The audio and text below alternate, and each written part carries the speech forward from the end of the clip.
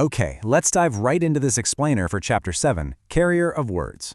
Today, we're focusing on the absolutely incredible human story hiding right behind the text in your Class 9th English book, Kaveri. You know, this isn't just some dry chapter about a postman. It's a profound, real-world look at human endurance, a sense of duty, and honestly, the literal physical weight of communication. To really understand this material properly, we need to step way beyond the words on the page and visualize the gritty reality of the people actually living it.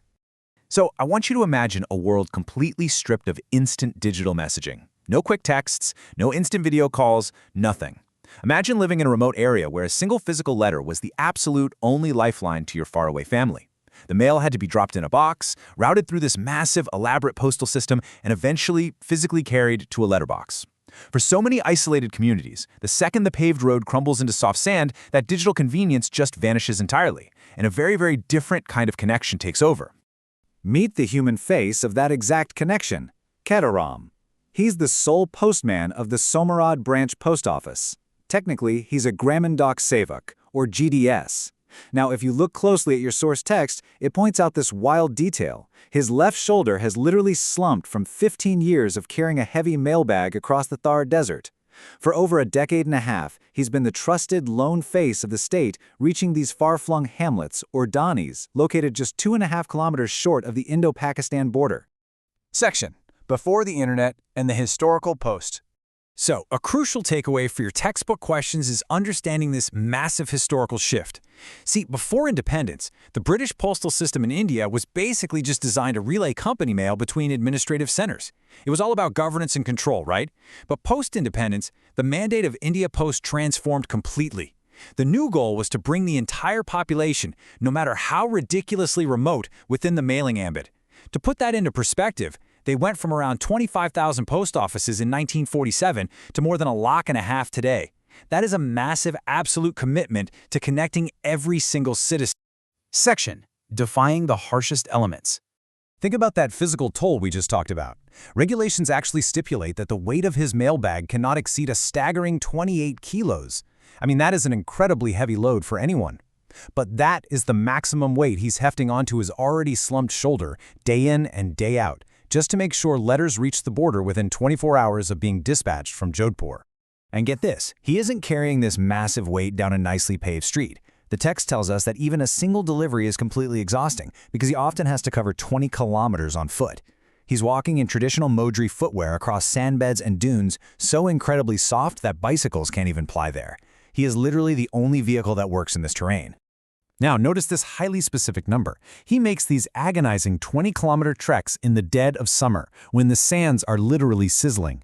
He's delivering even when his body is screaming at him to stop, and he does this in temperatures officially recorded at exactly 49.9 degrees Celsius. Why 49.9? Because hitting exactly 50 degrees would trigger a mandatory state holiday and bring mail delivery to a grinding halt. Talk about a system pushing right to the absolute limit. But defiant against this blazing sun, Kaveri pushes through.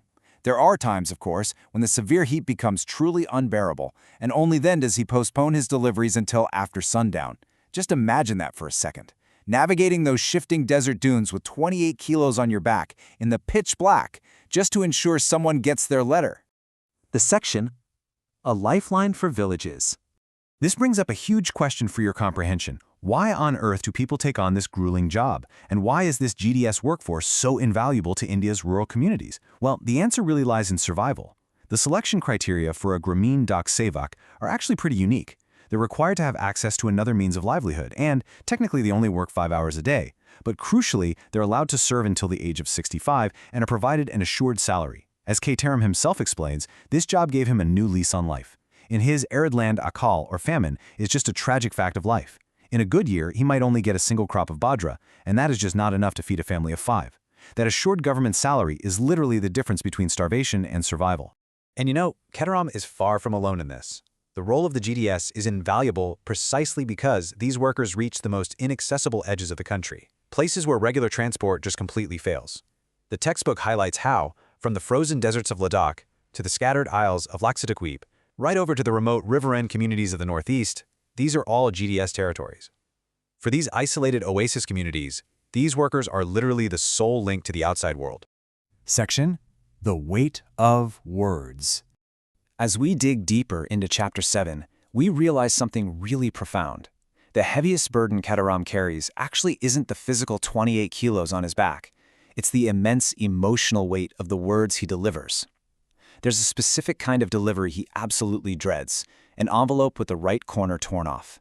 In this region, a torn corner is a dreaded symbol. It signifies that the missive bears news of death.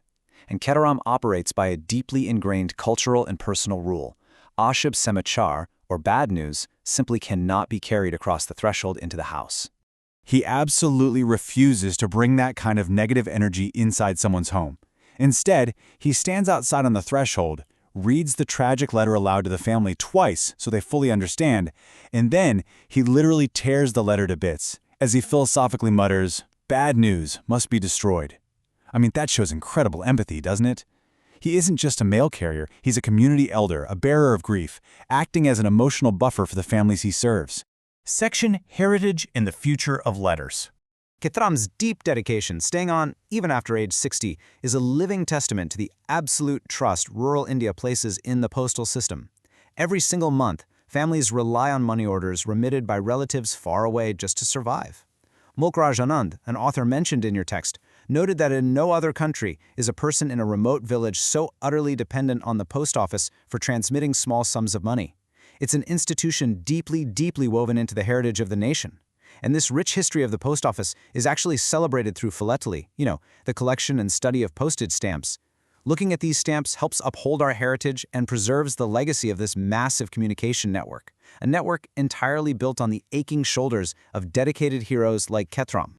Finally, as we wrap up and reflect on Kataram's incredible physical and emotional journey in the Thar Desert, I want to leave you with a thought directly from the Learning Beyond the Text section of your chapter. It mentions the DAC Room Carnival, a really cool initiative aimed at giving people a digital detox and reviving the lost art of letter writing in India. So, knowing the absolute massive effort someone like Kataram puts into delivering a single envelope, I want you to ask yourself, could you step away from your smartphone long enough to survive a digital detox? And really, when was the last time you sat down, picked up a pen, and wrote a physical letter to someone you truly care about?